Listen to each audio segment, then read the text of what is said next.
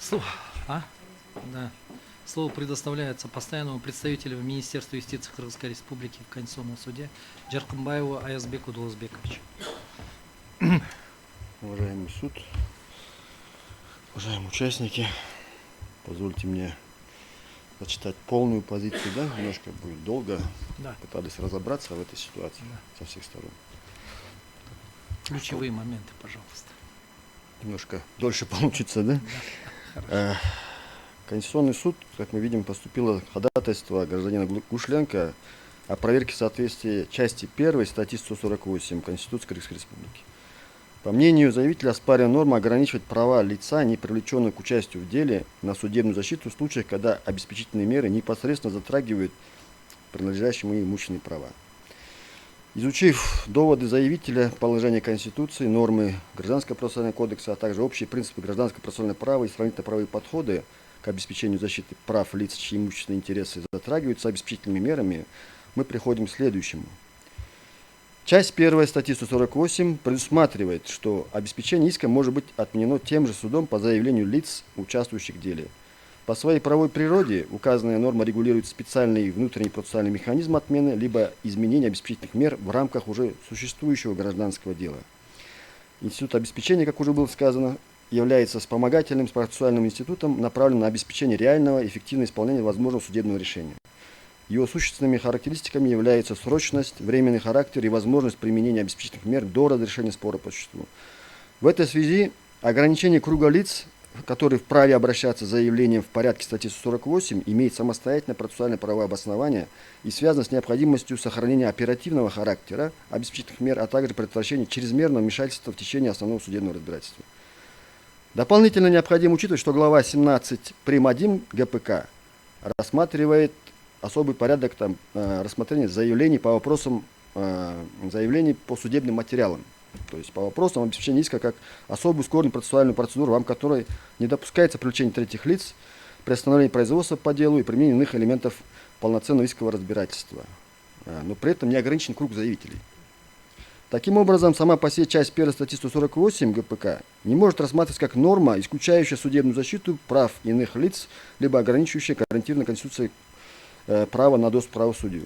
Вместе с тем, из содержания ходатайства усматривается, что фактический предмет конституционно-правового спора связан не столько с конституционной самой части 1 статьи 148, сколько с вопросом о возможности лица, не привлеченного к участию в деле, инициировать судебный контроль за обеспечительными мерами, непосредственно затрагивающими принадлежащие ему имущественные права. При этом заявитель указывает, что им было инициировано апелляционное обжалование судебного акта, затрагивающего его права, а не обращение исключительно в порядке внутреннего пересмотра обеспечительных мер, предусмотренных статьей 148. Указанное обстоятельство имеет существенное значение для правильного понимания характера возникшего процессуального спора. Статья 148 регулирует внутренний механизм отмены обеспечительных мер тем же судом, который их применил. Данная процедура по своей природе отличается от пересмотра судебного акта вышестоящей судебной инстанции. В этой связи необходимо учитывать, что институт частной жалобы и институт апелляционного обжалования имеет различную процессуальную природу и преследует различные цели. Частная жалоба представляет собой специальный механизм проверки промежуточных процессуальных определений суда, непосредственно связанных с ходом уже существующего судебного производства. Именно поэтому законодатель традиционно связывает право на подачу частной жалобы с наличием у лица процессуального статуса участника дела. Апелляционное же производство направлено на проверку судебного акта, затрагивающего права и обязанности лица, и потому в своей основе связано с обеспечением права на судебную защиту от последствий принятого судебного решения либо определения. Соответственно, ограниченный круг субъектов частной жалобы сам по себе не означает допустимости полного исключения судебного контроля по инициативе лица, чьи имущественные права непосредственно затронуты судебным актом. Системный анализ положений ГПК свидетельствует о наличии нескольких взаимосвязанных механизмов судебной защиты таких лиц. Так, статья 45, как уже было сказано много раз, предусматривает возможность вступления третьих лиц в процесс. Вместе с тем, сама по себе возможность вступления, как уже тоже было сказано, не может рассматриваться как универсальное исчерпывающее средство судебной защиты в сфере обеспечительных мер. Особенность института обеспечения иска, предусматривающего возможность рассмотрения соответствующего заявления без извещения заинтересованных лиц, объективно могут приводить к ситуациям, при которых лицо, чьи имущественные права затрагиваются обеспечительными мерами, фактически не обладает информацией о существовании судебного производства и, соответственно, лишено возможности своевременно реализовать право на вступление в дело. Статья 45 ГПК Кыргызской Республики предоставляет механизм участия в уже известном судебном процессе, однако не регулирует вопрос первоначального доступа к судебной защите лица, неизвещенного о существовании дела. Следовательно, формальное наличие возможности вступления в процесс само по себе не устраняет необходимости существования иных действенных способов судебного контроля в случаях непосредственного затрагивания обеспечительными мерами имущественных прав лица, не привлеченных к участию дела. Кроме того, часть 2 статьи 414 ГПК Кыргызской Республики предусматривает возможность самостоятельной защиты прав лиц, не участвовавших в деле, путем предъявления иска об освобождении имущества от ареста, либо разрешения спора о принадлежности имущества.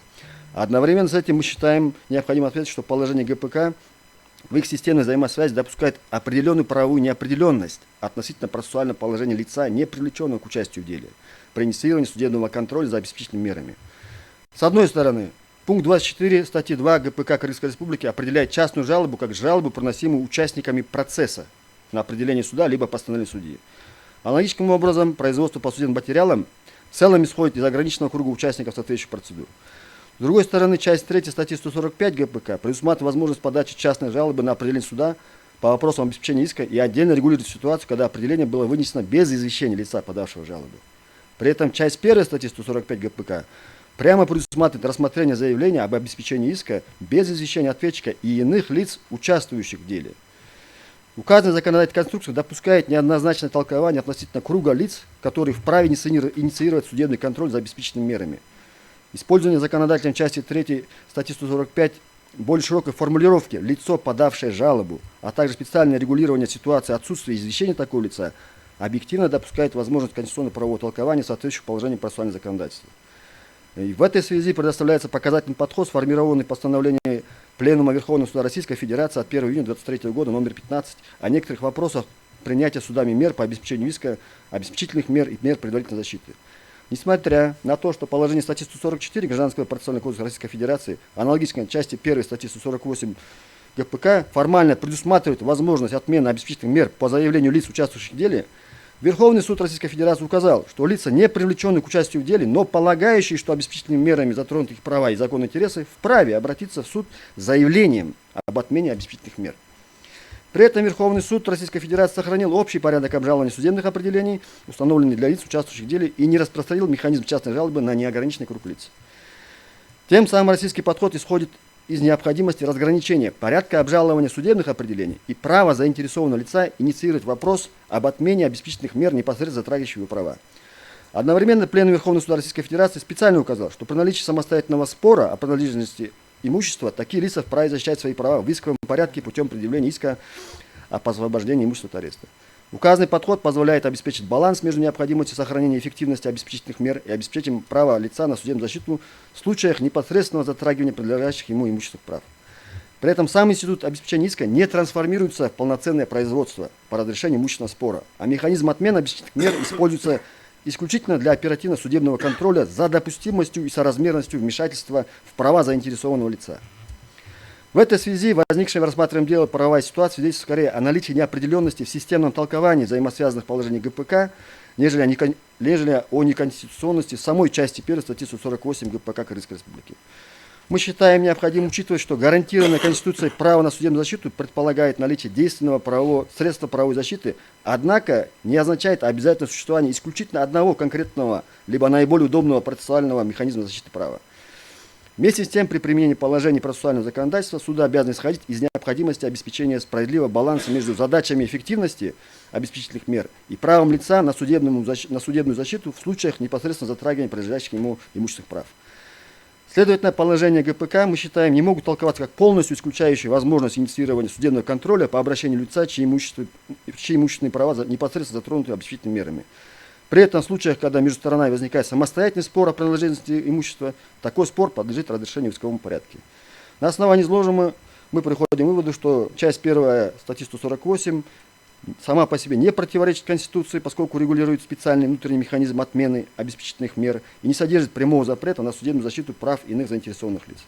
Одновременно с этим взаимосвязанные положения ГПК подлежат конституционно-правовому толкованию, мы считаем, исключающему чрезмерно формалистическое ограничение доступа к судебному контролю в случаях непосредственного затрагивания обеспеченными мерами имущественных прав лица, не привлеченных к участию в деле. Ваша позиция понятна.